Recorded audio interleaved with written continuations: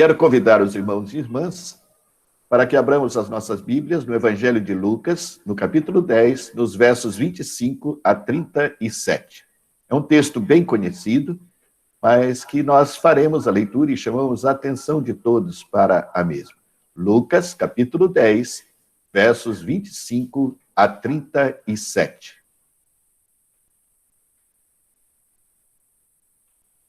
Lucas 10, versos 25 a 37. Como eu não consigo ver ninguém se está achado ou não, eu vou proceder à leitura. Lucas 10, versos 25 a 37. E eis que certo homem, intérprete da lei, se levantou com o intuito de pôr Jesus à prova e disse-lhe: Mestre, que farei para herdar a vida eterna? Então Jesus lhe perguntou: O que está escrito na lei? Como interpretas? A isto ele respondeu: Amarás o Senhor teu Deus de todo o teu coração, de toda a tua alma, de todas as tuas forças e de todo o teu entendimento, e amarás o teu próximo como a ti mesmo. Então Jesus lhe disse: Respondeste corretamente, faze isto e viverás. Ele, porém, querendo justificar-se, perguntou a Jesus: Quem é o meu próximo? Jesus prosseguiu dizendo: Certo homem descia de Jerusalém para Jericó e veio a cair em mãos de salteadores, os quais, depois de tudo lhe roubarem e lhe causarem muitos ferimentos, retiraram-se, deixando-o semi-morto. Casualmente descia um sacerdote por aquele mesmo caminho e, vendo-o, passou de largo. Semelhantemente, um levita descia por aquele lugar e, vendo-o, também passou de largo. Certo samaritano que seguia o seu caminho passou-lhe perto e, vendo-o, compadeceu-se dele e, chegando, fechou-lhe os ferimentos, aplicando-lhe óleo e vinho, e, colocando-o sobre o seu próprio animal, levou-o para uma hospedaria e tratou dele. No dia seguinte, tirou 2 denários e o entregou ao hospedeiro, dizendo: Cuida deste homem, e se alguma coisa gastares a mais, eu te indenizarei quando voltar. Qual destes 3 te parece ter sido próximo do homem que caiu nas mãos dos salteadores? Respondeu-lhe o intérprete da lei: O que usou de misericórdia para com ele. Então lhe disse: Vai e procede tu de igual modo. A propósito das 500.868 mortes por Covid registradas no dia de ontem no Brasil. No dia em que superou a trágica marca de 500 mil de vidas perdidas para a doença, o Brasil também registra a sua maior tendência de alta nas mortes em mais de 2 meses e meio, porque desde o dia 2 de abril, quando a tendência foi de mais 35%, não se via um salto tão grande na média em relação a 2 semanas. É a terceira alta seguida no comparativo e o 4º dia em que a média móvel fica acima de 2.000 mortos. É por isso que, neste momento, eu peço a atenção dos irmãos para que nós possamos assistir uma reportagem que, como eu disse, foi apresentada ontem em rede nacional. Regina, acho que você está apresentando alguma coisa aí. Se for, coloca então para mim, por favor. Que eu ia colocar, mas... Ela já colocou, pastor. Ah, tá. Hoje, 500 mil de vidas perdidas na pandemia. Fábio Turci, boa noite. Boa noite, Renata Bonner. Boa noite para todos. O Brasil rompeu o patamar de 500 mil de mortes por Covid depois de registrar 2.247 mortes de ontem para hoje. Chegou, então, a 500.868 mortes no total. Para ter uma ideia do que significa esse número, nós consultamos o IBGE. Dos 5.570 municípios do Brasil, 59 têm mais de 500 mil habitantes. Quer dizer, o número de pessoas que perderam a vida para a Covid é maior do que a população. O ritmo de morte mostra a evolução dos óbitos. No dia 17 de março do ano passado, o país registrou a primeira morte. Daí foram quase 5 meses até atingirmos 100 mil vítimas da Covid, no dia 8 de agosto. Depois, mais 5 meses até as 200 mil mortes, já esse ano, em 7 de janeiro. Aí o tempo diminuiu pela metade. Em 2 meses e meio, 76 dias, passamos dos 300 mil mortos em 24 de março. Mais uma vez, o tempo caiu pela metade. E apenas 36 dias depois, já é mais de 400 mil vítimas da Covid. E hoje, 50 dias depois, já são mais de 500 mil que perderam a vida para a Covid. Em números absolutos, dados do site nossos dados.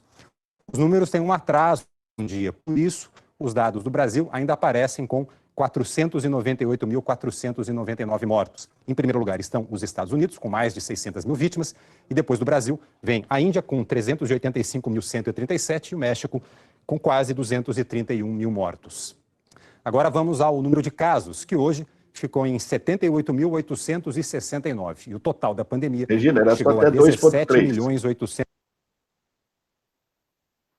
Hoje, diante de números tão assustadores, números que demonstram que, na verdade, estamos vivendo um dos piores momentos da história da Covid em termos de nossa nação, eu gostaria de meditar com os irmãos e irmãs sobre a parábola do bom samaritano.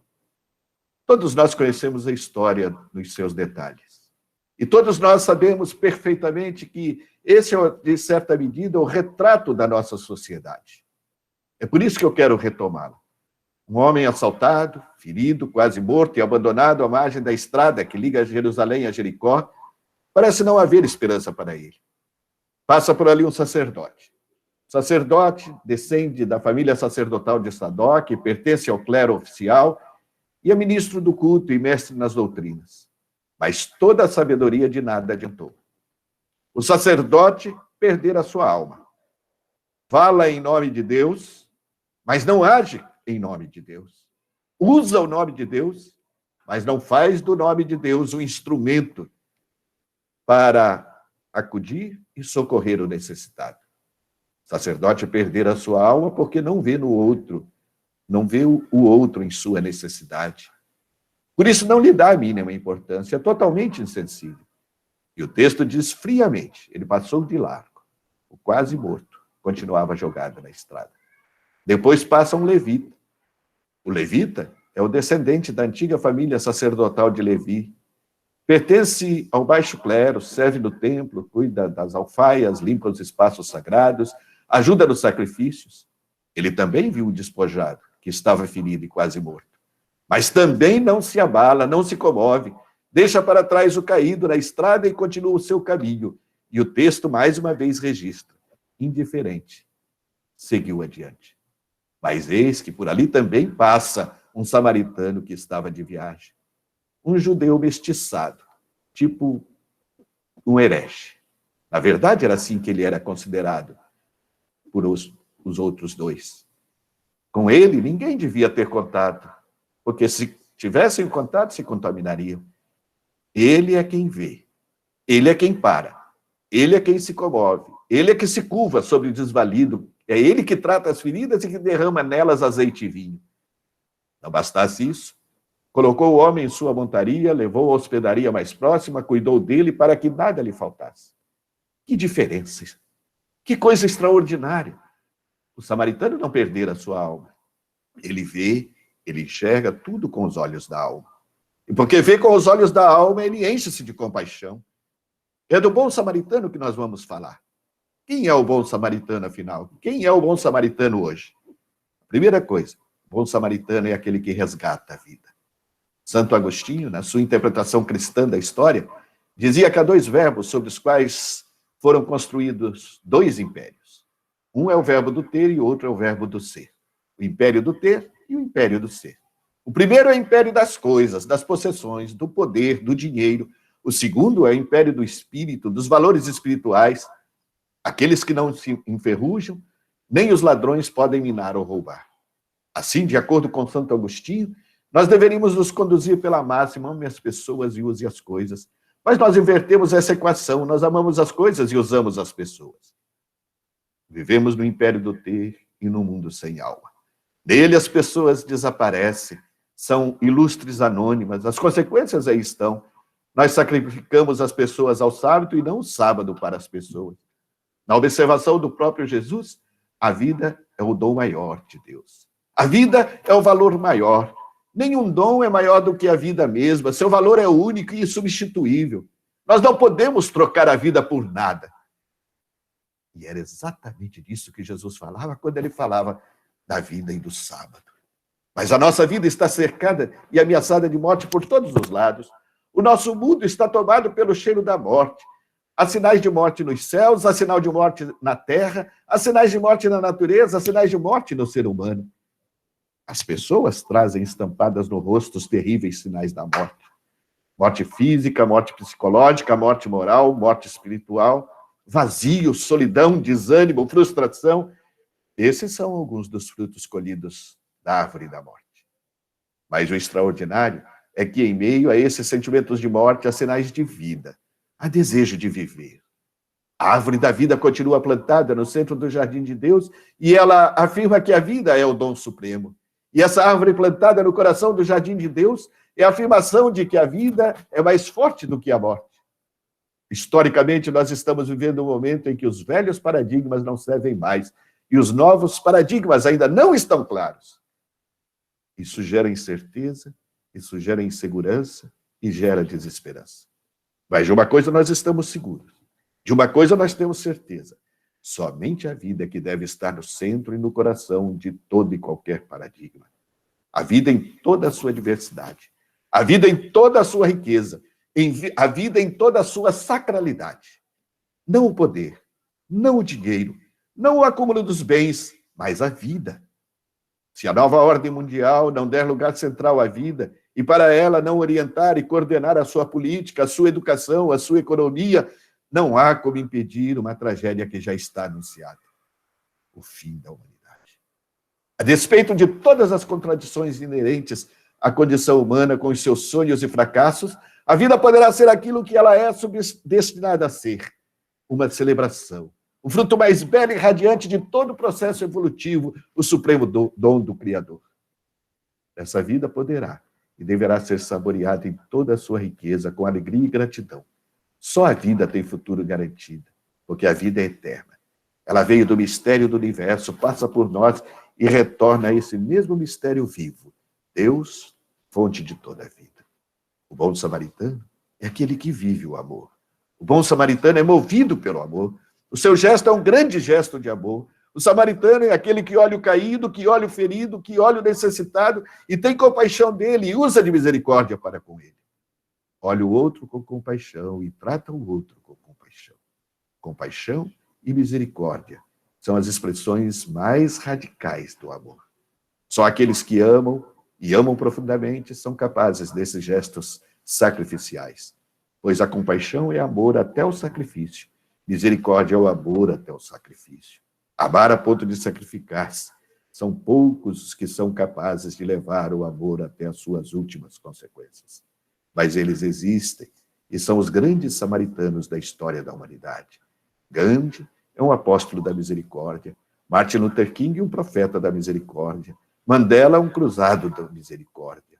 Nós precisamos ainda hoje de homens e mulheres que, em meio à pandemia, em meio a tanta morte, estejam dispostos a serem misericordiosos. Infelizmente, quase não os vemos hoje, porque não vemos grandes gestos de misericórdia. Eles estão se tornando cada vez mais raros. E por quê? Por uma razão muito simples. Nós não somos mais capazes de amar. Não somos capazes do amor. Falta de amor. E quanta falta de amor existe em nosso mundo. E falta de amor é a matéria-prima para a falta de compaixão e a falta de misericórdia. O samaritano é o símbolo do triunfo do amor sobre a omissão e a indiferença, tão bem representados pelo sacerdote e pelo levita. O bom samaritano é o amor. É o amor que não vê raça. É o amor que não vê cor de pele. É o amor que não vê gênero. É o amor que não vê classe social. É o amor que não vê religião. É o amor que enxerga o necessitado, o ferido e o abandonado, o sem nada e de que tudo necessita, e que pode ser resgatado por um simples e singelo gesto de amor. O amor resgata a vida, o ódio mata a vida. Fazemos da vida um céu quando somos movidos pelo amor, mas fazemos da vida um inferno quando somos movidos pelo ódio. Parece inócua, até mesmo ingênua essa nossa apologia do amor, pois o ódio, com todos os seus subprodutos, parece triunfar de ponta a ponta em nosso mundo. O amor parece ser a força dos fracos, o refúgio dos românticos. Em nosso mundo feio, em nosso mundo cínico, calculista, sem alma, parece não haver mais lugar para o amor. Os bons samaritanos não cabem mais neste mundo, porque as pessoas respiram e exalam ódio. São cada vez mais solitárias e menos solidárias. A crença no mundo está na força, está no poder, está no dinheiro, está no sucesso, está no triunfo a qualquer coisa. Mas a vida, como graça de Deus, não reconhece outra força que não seja a força do amor. É por tudo isso que o amor não está enraizado na nossa história. E é por isso que tudo que não é enraizado no amor não alimenta verdadeiramente. Não há futuro fora do amor. Não foi por acaso que num dos mais belos poemas bíblicos Paulo disse que tudo passa, tudo acaba, menos o amor. O amor permanece para sempre. O amor nunca acaba, nunca falha, é eterno como eterno é Deus. Estamos hoje diante de uma questão vital. Vamos fazer do amor o fundamento da nossa vida ou vamos vender a nossa alma por um prato de lentilhas ou 30 moedas de prata? O bom samaritano é aquele que promove a justiça. No mundo todo há um clamor por justiça, porque a injustiça parece triunfar em todas as fronteiras.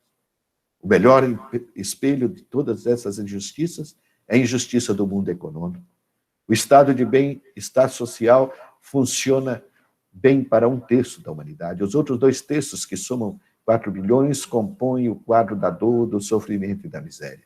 Num mundo tão desigual assim, é natural que não tenhamos paz. Nunca se falou tanto em paz, mas nunca se fez tanta guerra quanto no nosso tempo. Podemos tornar o nosso grito profético o grito de Jeremias.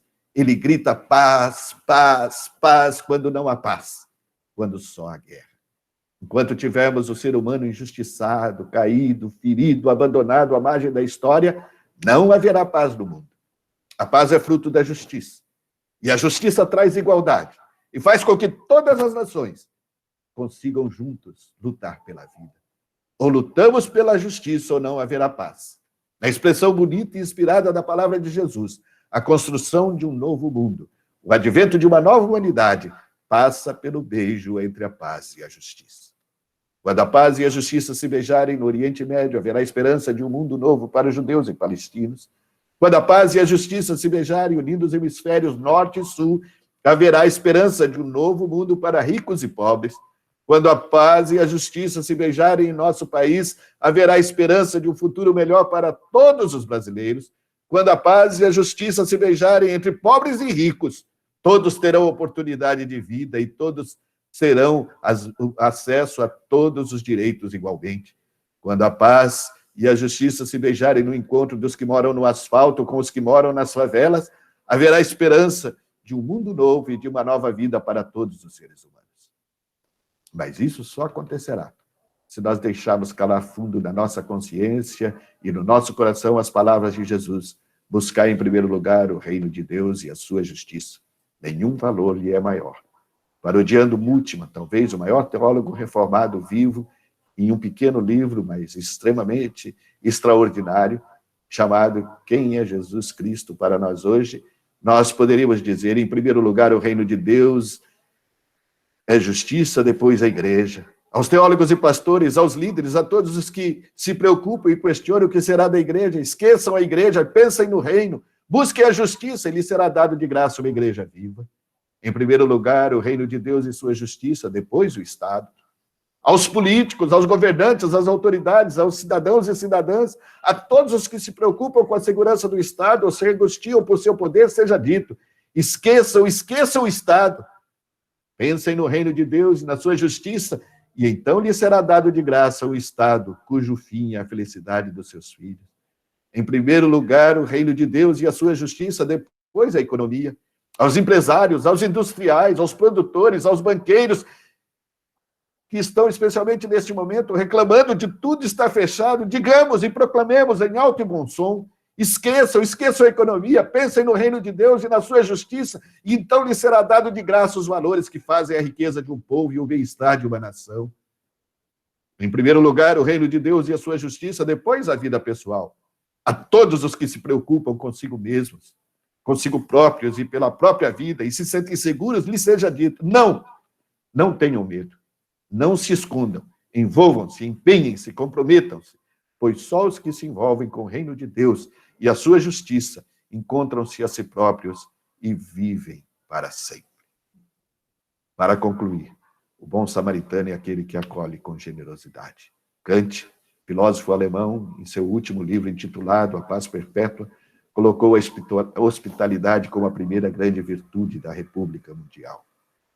Ser hospitaleiro é acolher com generosidade. A hospitalidade é um direito a cada ser humano de ser acolhido, de ser abraçado, de passear, de perambular pelo nosso planeta, a nossa casa comum. Todos estamos no mesmo pé de igualdade, sob o mesmo teto estrelado. Hoje, no nosso mundo, há uma lamentável, para não dizer criminosa, falta de hospitalidade e justiça. São quase 500 mil de pessoas que, por causa da guerra e dos conflitos, da fome, da miséria, da perseguição, das ideologias, por razões étnicas e religiosas, estão refugiadas ou perambulando fora de suas pátrias. Isso sem falar daqueles que são párias em seu próprio ambiente existencial. Só no Brasil, nesse momento, passamos do meio milhão de pessoas morrendo por causa de uma cultura egoísta que não consegue perceber que o valor da vida é muito maior que o valor econômico.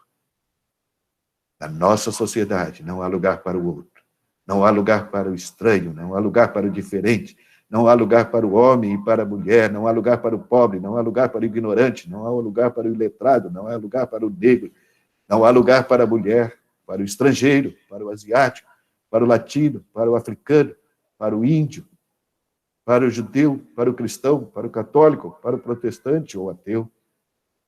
Porque no mundo em que nós estamos vivendo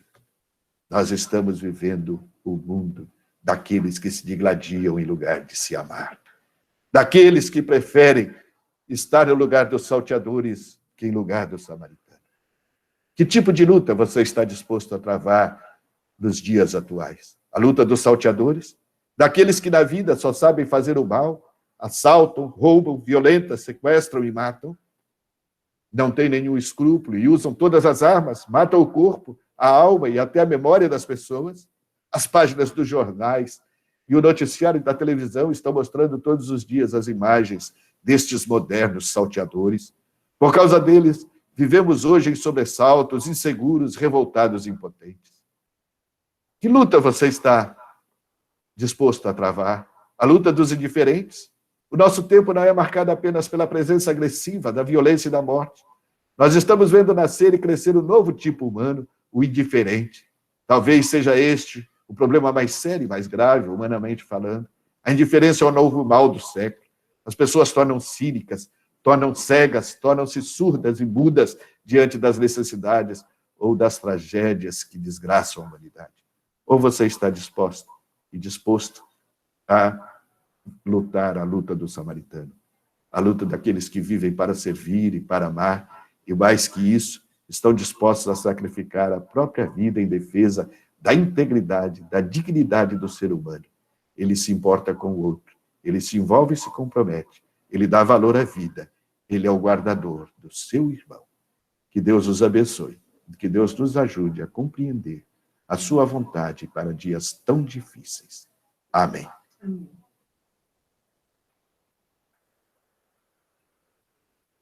Amém.